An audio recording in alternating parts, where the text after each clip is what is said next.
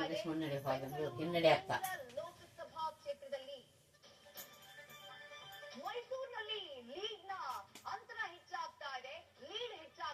M Lakshman ಅವರ ವಿರುದ್ಧ BJP ಅಭ್ಯರ್ಥಿಯಾಗಿರುವಂತಹ Yaduveer Wadiyar 61,985 ಅಂದ್ರೆ ಸರಿಸುಮಾರು 62,000 ಮತಗಳಿಂದ ಮುನ್ನಡೆಯನ್ನ ಕಾಯ್ದುಕೊಂಡಿದ್ದಾರೆ.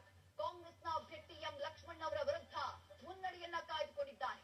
ಉತ್ತರ ಕನ್ನಡದಲ್ಲಿ ವಿಶ್ವೇಶ್ವರ ಹೆಗಡೆ ಕಾಗೇರಿ 1,23,000ಕ್ಕೂ ಅಧಿಕ ಮತಗಳಿಂದ ಮುನ್ನಡೆಯನ್ನ ಕಾಯ್ದುಕೊಂಡಿದ್ದಾರೆ. 1,600